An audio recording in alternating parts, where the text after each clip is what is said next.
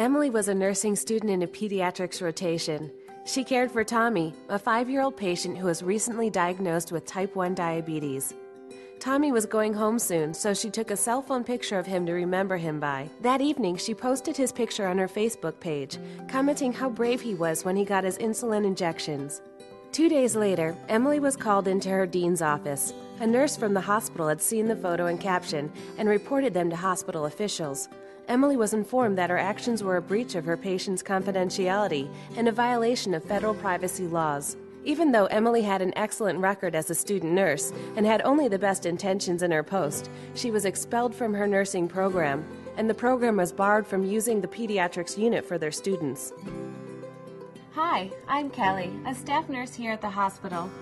If you use social media properly, what happened to Emily will never happen to you.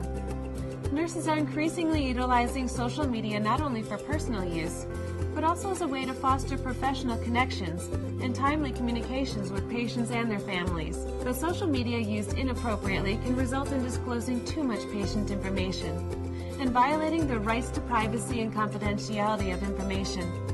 This is what happened to Emily. Jason has been a nurse for 12 years and is working in hospice care. One of his current patients, Maria, maintains a hospital-sponsored online page to keep her family and friends updated on her battle with cancer. One day, she posted something about her depression and the difficulty of finding effective treatments for her physical pain. Jason saw the post and responded by writing a comment to Maria. He wrote that he understood her last few days had been difficult, and he was hopeful that the new medication, along with the increased dose of morphine, would provide some needed relief. The next day, Jason ran into a friend who said she saw his post. She said Maria was an old family friend, was sad to hear of her condition, and asked Jason how long he thought Maria had left. Now fully realizing the implications of what he had done, he immediately went home and tried to remove his post, but was unable to do so. Besides, even if he had been successful in removing it, it may have already been copied by others and posted elsewhere. At his next visit with Maria, Jason told her what had happened and apologized.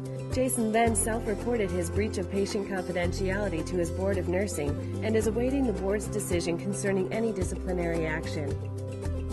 Jason learned the importance of carefully considering the full implications of posting any information about patients on any website, including hospital-sponsored sites. It may at times be appropriate for nurses to express empathy and support for patients on a website, but they must be careful not to disclose private patient information. Inappropriate use of social media can derail someone's dream to be a nurse, as it did for Emily. But even for experienced nurses like Jason, who have exceptional work histories, inappropriate use of social media can and does happen.